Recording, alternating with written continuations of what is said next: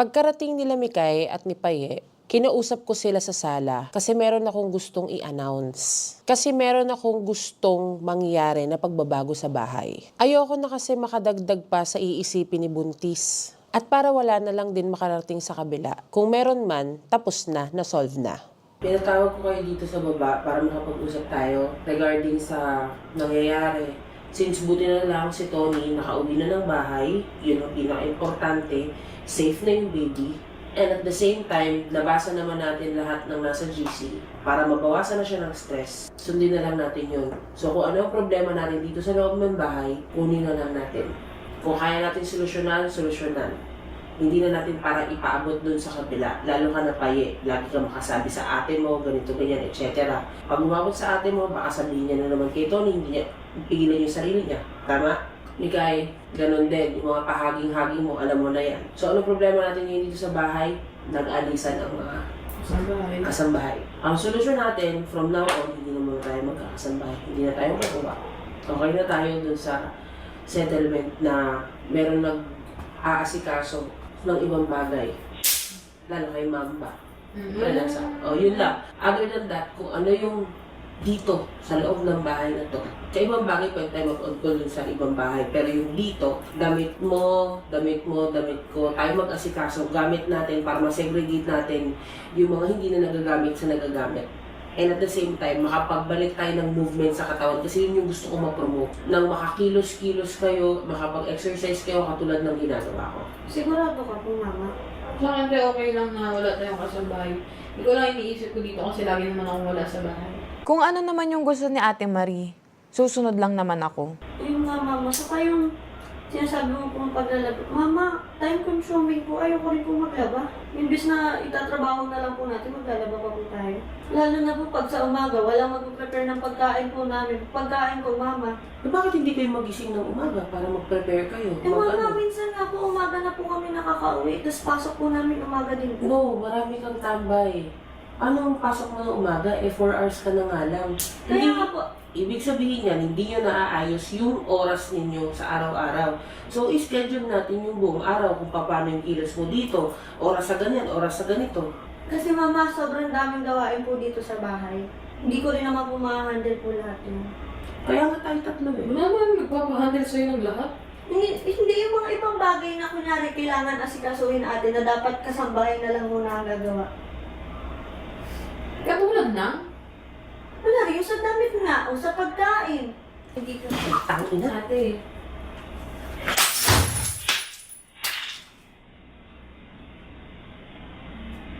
Hindi ko na napigilan yung sarili ko, ayoko nang magsalita nang hindi maganda. Kinokontrol ko, pero yung kamay ko hindi na talaga kaya. Kaya binato ko yung mga baso. O sige, maglakad sila sa lapag ng may bubog. Tignan natin kung hindi sila magligpit. Hindi laging merong maaasahan sa bahay. Try lang naman. Ang dami agad sinasabi. Hindi makaintindi to si Mama Marie. Gusto niya, siya lang yung laging princess. Imbis na nagtitiktok ako, paglilinisin pa ako.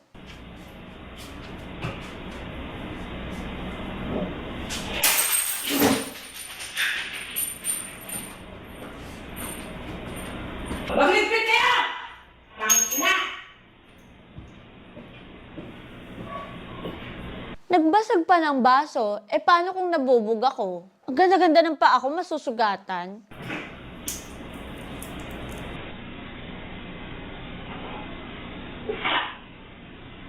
Mag-janilas, magmumukha ka ng janilas dun.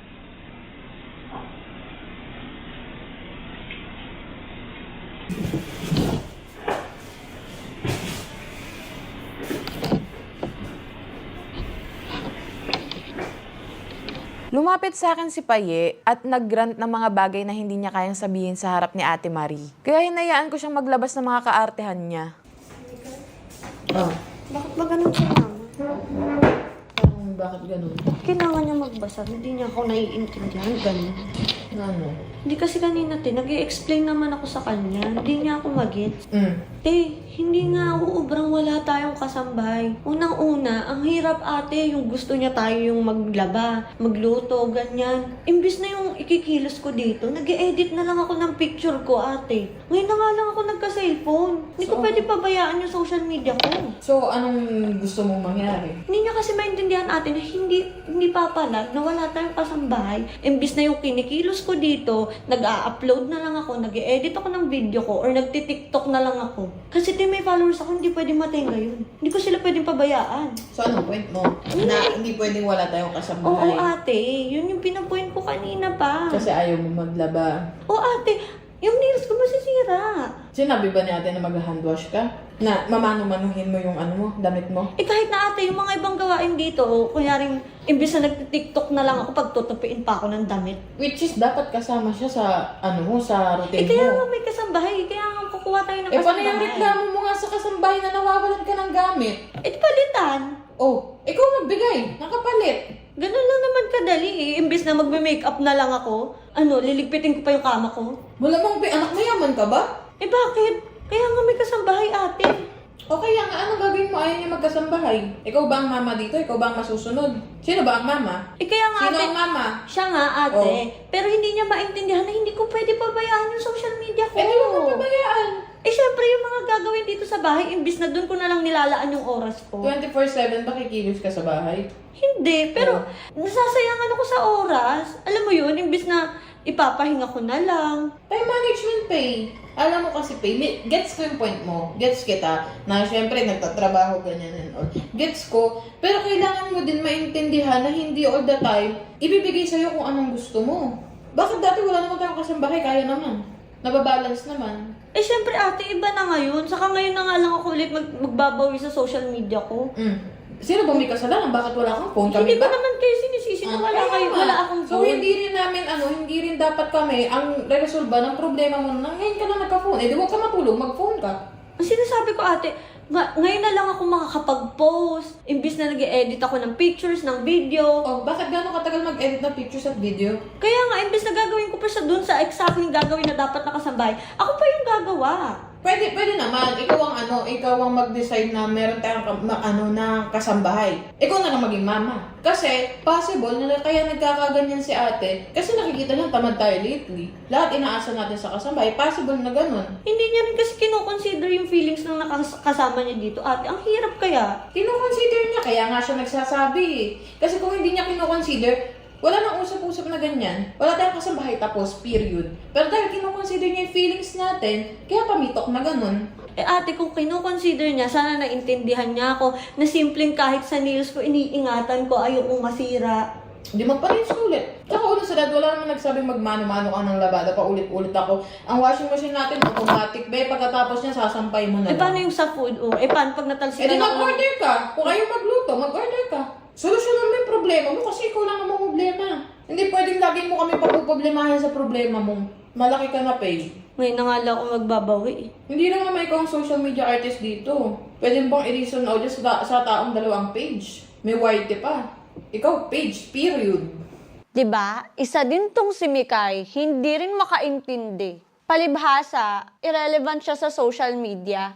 Kaya hindi niya magets na kailangan kong alagaan yung skin ko. At need ko mag-beauty rest kaysa gumawa ng mga gawaing bahay. Hindi ko alam kung di mo rin ako nagigets ate. Pay, nagigets kita, pero kasi yung yung problema mo is pwedeng solusyonan. Gusto mo lang siyang gawing big deal. Gusto mo lang stressin kaming lahat. Di ka ba napapagod? Ayusin mo mukha mo, babatuin kita. Paano ini-stress? Sinasabi ko nga. O kaya nga, kung gusto mo nga na na may kasambahay ka, ikaw na nga lang maging mama. Total, parang gusto mo, ikaw ang nasusunod. Tapos pagka binato ka sa mukha, iiyak-iyak ka. Tingnan mo yung itsura mo. Ayusin mo yan, Pay. Yung mukha mo. Mukhang igaya kita, Tony. Tangina ka.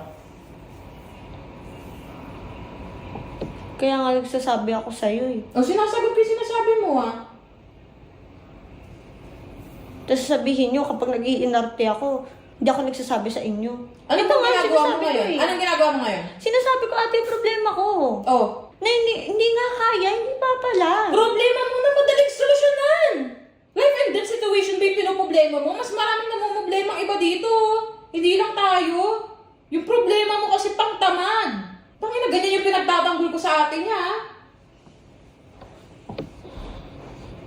Nagpunta si Mikmik sa kwarto ko. Nagpaliwanagan kami sa nangyari. Nag-usap kami ni Pei sa baba.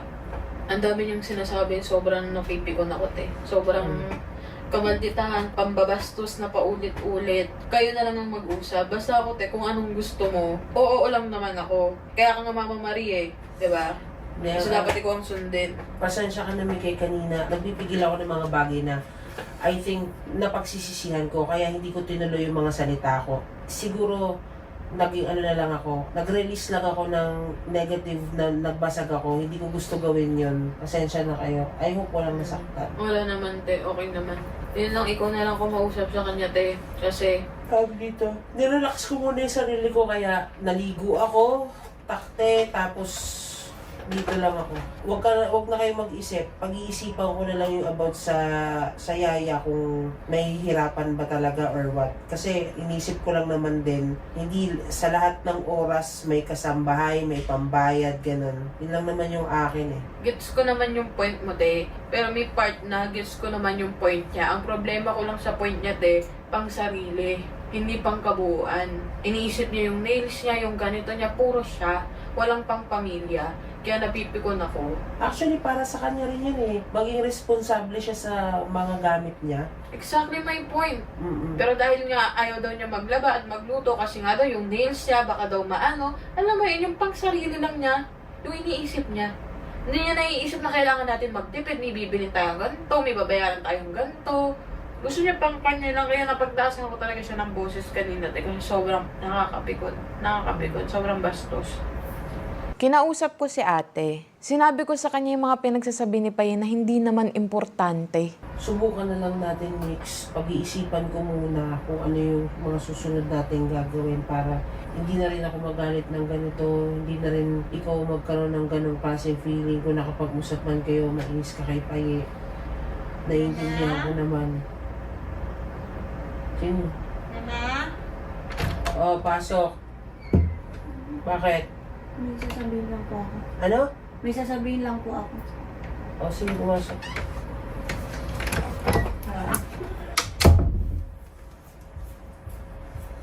Bilisan mo kasi bedtime ko na. Pasensya din po kanina. Kung may nasabi man po ako, kung ano man po maging desisyon mo, tatry ko na lang din po. Subukan ko na lang din po. Mag-work din naman yun. Yun na lang po yung akin. Diba? Pwede naman palang ganyan siya magsalita. Kailangan pa magsasagutan pa kami. Hindi ko gusto yung nangyari kanina, nagbato ako ng baso. Hindi ko na alam kung paano ko i-release yung emotion ko kasi I'm controlling my mouth eh.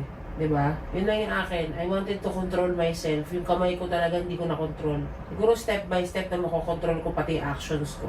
At doon humihingi ako ng pasensya. Buti walang nasaktan. Yun yung mahalaga. At niligpit ninyo. At marunong pala kayo eh. Kaya naman pala eh. Diba? Yun lang naman yung sa akin eh. Subukan lang naman eh. Why not eh? Tignan nyo lang naman eh. Baka may mga gamit kayong gusto nyo ibigay, mapakinabangan ng ibang tao. Hindi yung lahat dyan nakatambak o sobrang daming gamit. Hindi natin madadala sa langit lahat. Kung ano lang ang importante, yun yung dapat na nasa atin. Okay, kung magdadagdag kayo ng damit, magbawas kayo ng damit para kasya sa cabinet, mga hindi nyo na ginagamit. Yun lang ang akin, mag-try muna tayo. Kapag hindi naman nag-ano, why not? O sige, tsaka tayo mag-ano ng kasama sa bahay ulit. Ganun lang naman yun eh. Para hindi kayo nagre-reklamo na may nawawala, may ganito, ganyan, etc. Tayo, maging responsable tayo sa ano, kilalanin natin yung tayo, yung gamit natin, does it represent me? Kasi i-represent mo yung ano eh, nire-represent na ng mga gamit mong sarili mo, kung gaano kagulo. Yun lang ang sa akin. Okay na yun, Paye. Okay na sa akin, nag-sorry ka. Next time na mag-act ka ng ganun, magpakitaan mo ako ng ano, kahit ka bibigay parang ni Tony sa'yo ng cellphone, tanggalan talaga kita.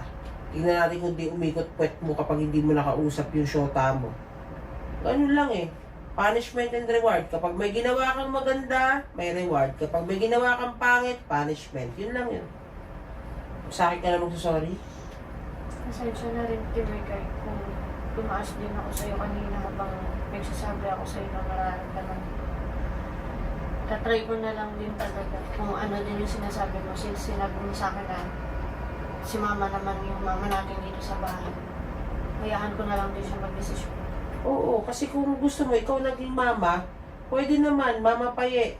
Kendeng, ikaw na yung Mama Paye ngayon eh, mag-duster ka na rin. Yun lang, pasensya na rin din. Amin Sige na. lang. Hmm. Lagi mong iisipin muna yung sasabihin mo. Kasi, minsan yung mga sinasabi mo nakaka-offend. Like, sobrang dami mo bang pera? Para gusto mo lagi tayo may kasambahay. Ganun lang, isipin mo lang mabuti. 10 times isipin mo bago mo sabihin. Wala naman perfecto sa ating lahat eh. Minsan nakakapagsalita tayo na hindi natin gusto. Dahil sa emosyon. So, okay. Okay na yun. Magpahinga na kayo. Yun lang. Matutulog na rin ako. Good night, Mix. Paye. Pwede. Nag-sorry na lang ako nun at umuo para matapos na. Kunin mo muna yung suppository ko dun sa, para makapaglagay na ako ng metformin sa puke. Hindi dyan ang metformin, nasa rep. Tignan mo, hindi mo alam. Sa gamot nga sa Pepe eh. Tignan nyo, ito yung stress ko, naggagamot ako, tapos mo ako ng ganyan. Gloves. Ikay paabot na lang. Ay, pucha, putol pa, limal naman. Ano to, dahil naputol yung tableta, 2 beses ko ipapasok sa puke ko. Nakakainis naman talaga. Gusto mo ikaw magpasok? Di ba? Sobrang haba din ang Di ba? Pag may nails ka talaga, wala kang magagawa sa buhay. Pwede mo na ito ibalik. Salamat po. Kaya pala okay na sa'yo wala kang jowa. Aray! Ah! Oh, hirap ng buhay ko, di ba? Pero pinipilit ko, nakakayanin ng walang kasamba. Aray ko! Ouch!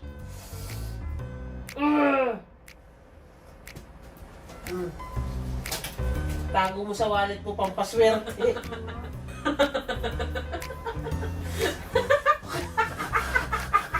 Parang tayo mga gago, no? Totoo lang. Away tayo, tapos magtatawanan tayo. Ako na pamilya tayo na gagawin natin. O, ganun talaga. May nakapasok sa puwit ko, patulog na kayo. At least 'di ba, nakita nila yung hirap ko sa gamot. At saka para kaming mga tanga. Kami na nga lang magkakasama sa bahay, ang tataas pa ng emosyon namin. Tapos biglang tawa. Ang mahalaga, naging okay rin kami sa huli.